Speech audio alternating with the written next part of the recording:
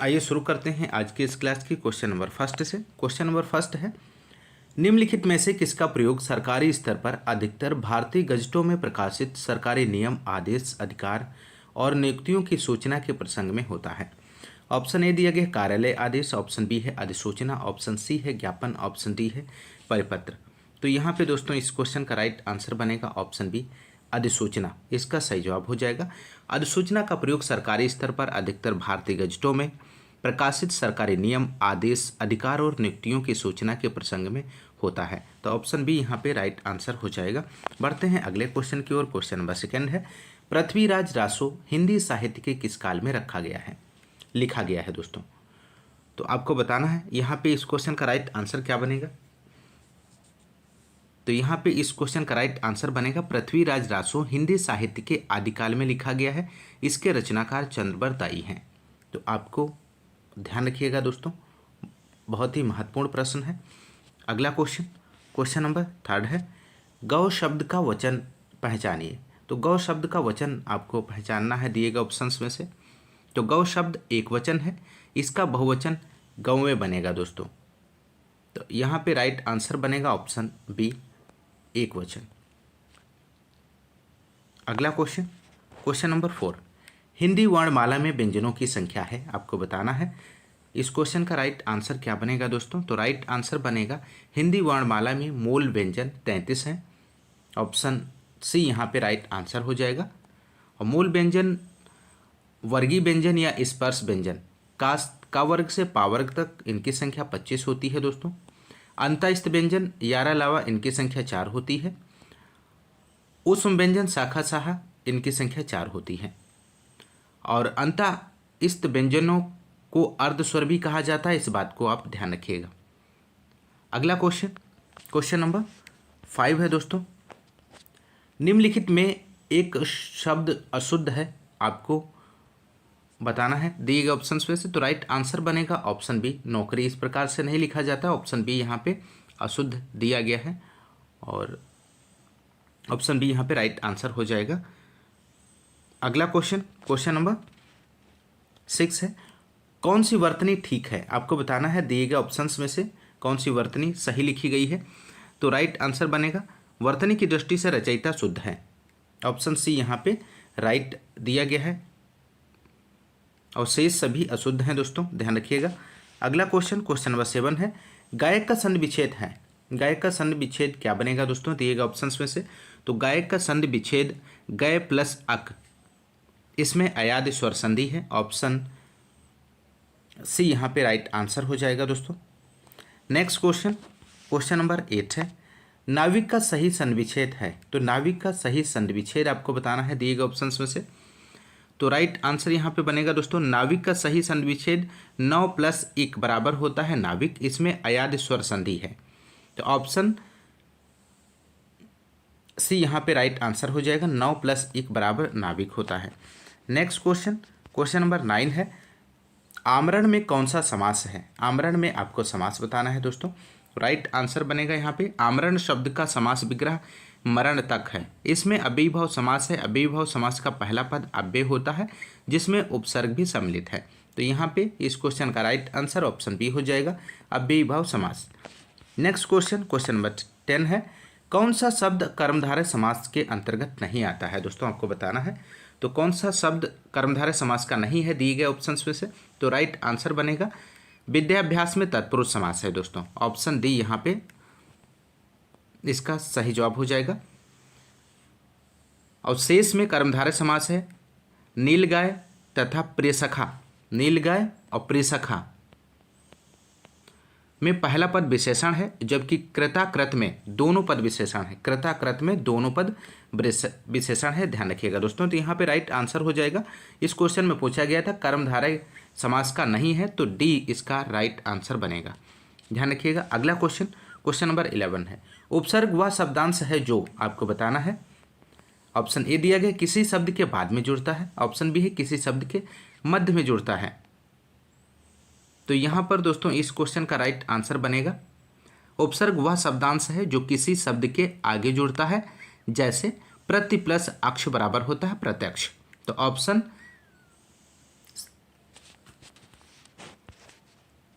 सी यहाँ पे right answer हो जाएगा, किसी शब्द के आगे जुड़ता है। ऑप्शन सी यहाँ पे राइट आंसर है दोस्तों।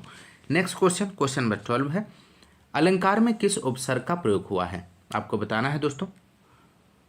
तो यहाँ पे इस क्वेश्चन का राइट आंसर हो जाएगा दोस्तों अलम। अलम यहाँ पे राइट आंसर बनेगा। अलंकार में अलम उपसर्ग है और अलम का अर्थ होता है पर्याप्त, यथेष्ट पर्याप्त होता है, ध्यान रखिएगा। अगला क्वेश्चन, क्वेश्चन नंबर 13, प्रत्यय होता है। प्रत्यय क्या होता है दोस्तों? शब्दांश होता है, वाक्यांश होता है, पदांश होता है या पद्यांश होता है। तो यहाँ पर इस क्वेश्चन का राइट आंसर बनेगा प्रत्यय अभिकारी शब्दांश होते हैं और प्रत्यय शब्द के अंत में जोड़े जाते हैं और उनके अर्थ में विशेषता प्रकट करते हैं। प्रत्यय का अपना कोई अर्थ नहीं होता है, आप ध्यान रखिएगा। तो यहाँ पे इस क्वेश्चन का राइट आंसर बनेगा ऑप्शन ए, प्रत्यय शब्दांश होता है। अगला क्वेश्चन, क्वेश्चन नंबर 14 है, निम्नलिखित विकल्पों में से तत्सम शब्द का चयन करें। तो राइट आंसर यहाँ पे बनेगा दोस्तों अंश। तत्सम शब्द है जिसका तद्भव अंश होता है, तो ऑप्शन पी यहाँ पे राइट आंसर हो जाएगा। नेक्स्ट क्वेश्चन, क्वेश्चन नंबर 15 है, ऐसे शब्द जो संस्कृत और प्राकृत से विकृत होकर हिंदी में आए हैं उन्हें कहते हैं, उन्हें क्या कहते हैं दोस्तों? ऑप्शन ए दिया गया है तत्सम कहते हैं, ऑप्शन बी है देशज कहते हैं, ऑप्शन सी है विदेशी, ऑप्शन डी है तद्भव। तो यहाँ पे दोस्तों इस क्वेश्चन का राइट आंसर हो जाएगा ऐसे शब्द जो संस्कृत और प्राकृत से विकृत होकर हिंदी में आए हैं तद्भव कहलाते हैं दोस्तों, ध्यान रखिएगा, तद्भव कहलाते हैं। और जो शब्द संस्कृत भाषा से हिंदी में आए हैं और ज्यों का त्यों प्रयोग होते हैं तत्सम कहलाते हैं। देशज क्या होते हैं दोस्तों? देशज वे शब्द हैं जिनकी व्युत्पत्ति का पता नहीं चलता, ये अपने ही देश में बोलचाल से बने हैं, इसलिए इन्हें देशज कहते हैं दोस्तों। तो ध्यान रखिएगा दोस्तों। अगला क्वेश्चन, क्वेश्चन नंबर 16 है, निम्नलिखित में से गेहूं शब्द का तत्सम शब्द कौन सा है, आपको बताना है दोस्तों दिए गए ऑप्शंस में से। तो गेहूं शब्द का तत्सम रूप गोधूम है दोस्तों, ध्यान रखिएगा, यहाँ पे गोधूम बनेगा, ऑप्शन बी राइट आंसर हो जाएगा।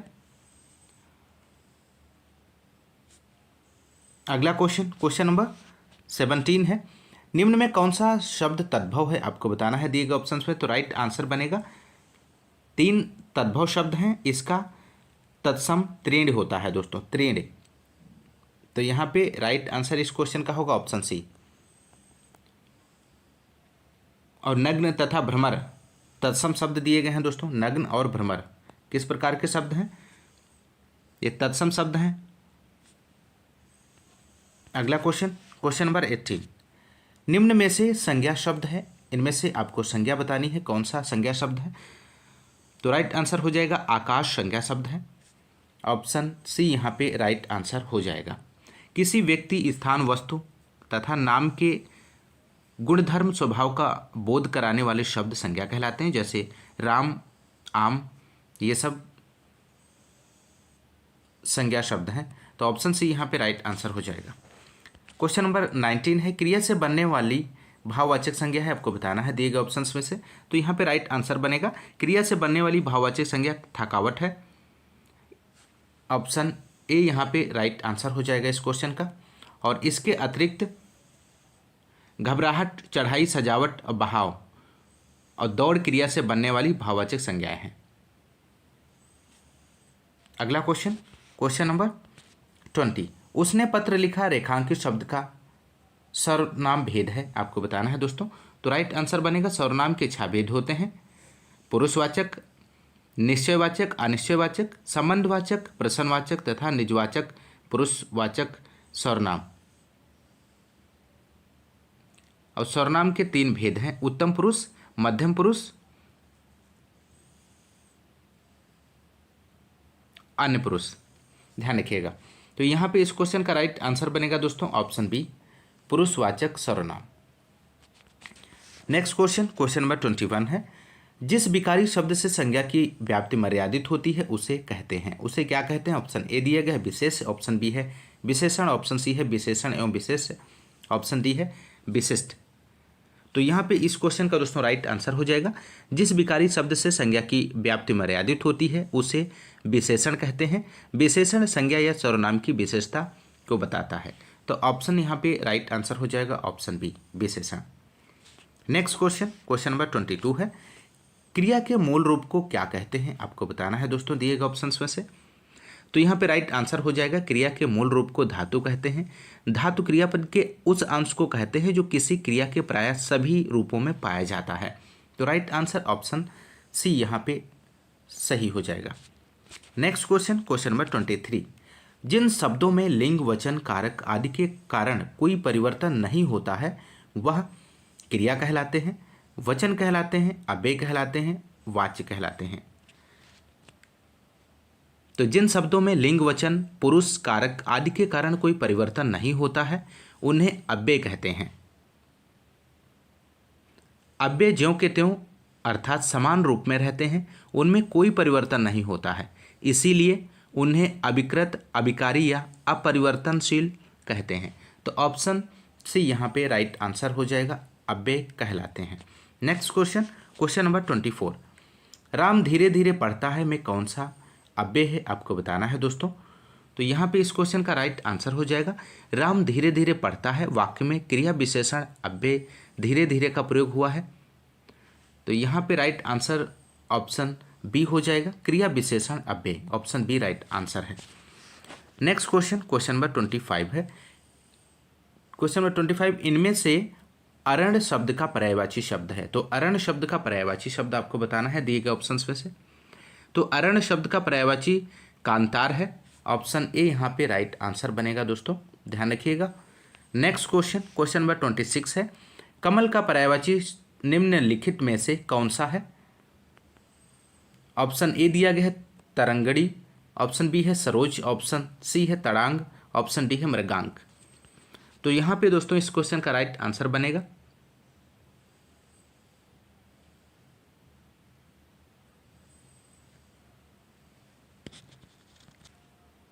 तो यहाँ पे इस क्वेश्चन का राइट आंसर ऑप्शन बी है सरोज, ऑप्शन बी यहाँ पे राइट आंसर हो जाएगा दोस्तों।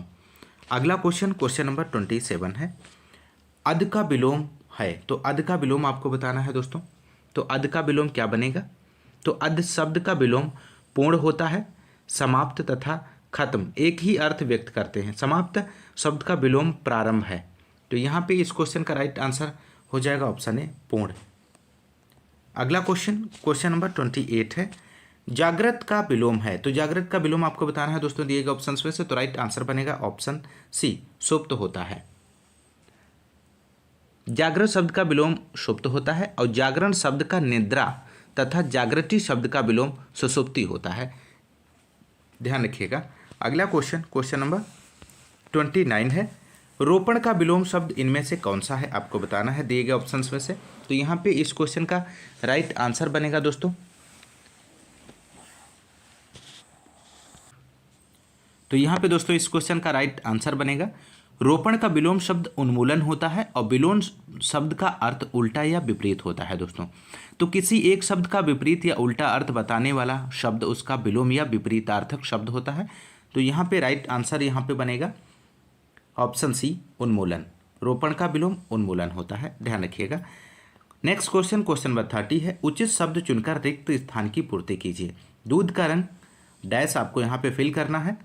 तो यहाँ पे राइट आंसर बनेगा ऑप्शन बी, यहाँ पे राइट आंसर हो जाएगा, दूध का रंग सफ़ेद होता है। नेक्स्ट क्वेश्चन, क्वेश्चन नंबर 31 है, आज आकाश में यहाँ पे आपको फिल करना है, छाए हैं, रिक्त स्थान की पूर्ति उचित शब्द से कीजिए। तो यहाँ पे दोस्तों इस क्वेश्चन का राइट आंसर बनेगा, जलद का अर्थ बादल होता है और पूर्ण वाक्य इस प्रकार होगा, आज आकाश में जलद छाए हैं। तो ऑप्शन सी राइट आंसर हो जाएगा। नेक्स्ट क्वेश्चन, क्वेश्चन नंबर 32 है, जो अपने कर्तव्य का निश्चय ना कर सके, इस वाक्य को एक शब्द में कह सकते हैं। क्या कह सकते हैं दोस्तों। तो जो अपने कर्तव्य का निश्चय ना कर सके अर्थात जिसे अपने कर्तव्य का ज्ञान ना हो, उसे किंग कर्तव्य मूढ़ कहते हैं। ऑप्शन सी यहाँ पे राइट आंसर हो जाएगा, किंग कर्तव्य मूढ़, विमूढ़। नेक्स्ट क्वेश्चन, क्वेश्चन नंबर 33 है दोस्तों, अनुचित बात के लिए आग्रह करने वाला वाक्यांश के लिए एक शब्द है। तो राइट आंसर बनेगा अनुचित बात के लिए आग्रह करने वाला दुराग्रही कहलाता है और अनुचित बात के लिए अड़ना दुराग्रह होता है दोस्तों। तो राइट आंसर हो जाएगा इस क्वेश्चन का ऑप्शन सी, दुराग्रही। और अनुचित बात के लिए अड़ना दुराग्रह होता है, ऑप्शन ए यहाँ पे दिया गया है। अगला क्वेश्चन, क्वेश्चन नंबर 34। गूलर का फूल होना मुहावरे का अर्थ निम्नलिखित में से कौन सा है, आपको बताना है दोस्तों। तो राइट आंसर यहाँ पे बनेगा गूलर का फूल होना मुहावरे का अर्थ हो जाएगा लापता होना, दिखाई न देना। इस मुहावरे का प्रयोग किसी व्यक्ति तथा वस्तु के लापता होने के लिए किया जाता है। तो यहाँ पे राइट आंसर हो जाएगा ऑप्शन ए, लापता होना। Next question, question number 35। सोने में सुगंध मुहावरा का सही अर्थ है, इनमें से कौन सा हो जाएगा दोस्तों।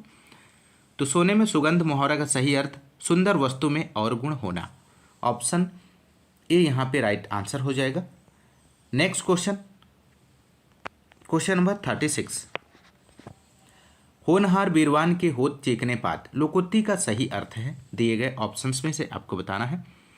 तो होनहार बीरवान के होत चीकने पात लोकोक्ति का अर्थ हो जाएगा होनहार बालक के गुण बचपन से ही दिखाई देने लगते हैं। तो ऑप्शन सी यहाँ पे राइट आंसर हो जाएगा। नेक्स्ट क्वेश्चन, क्वेश्चन नंबर 37 है दोस्तों। उसने कहा कि मैं घर जाऊंगा किस तरह का वाक्य है। तो यहाँ पे इस क्वेश्चन का राइट आंसर बनेगा ऑप्शन सी, मिश्र वाक्य है। Next question, question number 38। वह दंड से बचना चाहता था इसलिए भाग गया। यह एक संयुक्त वाक्य है, इसका सरल रूप होगा, क्या बनेगा दोस्तों सरल रूप। तो यहां पे दोस्तों इस क्वेश्चन का राइट आंसर बनेगा ऑप्शन बी, दंड से बचने के लिए वह भाग गया। ऑप्शन बी यहां पे राइट आंसर हो जाएगा। नेक्स्ट क्वेश्चन, क्वेश्चन नंबर 39 है। निम्नलिखित में से कौन सा वाक्य सही है, दिए गए ऑप्शंस में से आपको सही विकल्प का चयन करना है। तो राइट आंसर ऑप्शन डी बनेगा, श्री राम 14 वर्ष के बाद वन से लौटे। ऑप्शन डी यहाँ पे राइट आंसर हो जाएगा। नेक्स्ट क्वेश्चन, क्वेश्चन नंबर 40 है। निम्नलिखित में से किस वाक्य में भाववाची का प्रयोग हुआ है, आपको बताना है दोस्तों। तो राइट आंसर बनेगा ऑप्शन ए, दादी से चला नहीं जाता। ऑप्शन ए यहाँ पे राइट आंसर हो जाएगा। दादी से चला नहीं जाता वाक्य में भाववाचक का प्रयोग हुआ है। जिस वाक्य में क्रिया भाव की प्रधानता होती है उसे भाववाचक कहते हैं, ध्यान रखिएगा दोस्तों।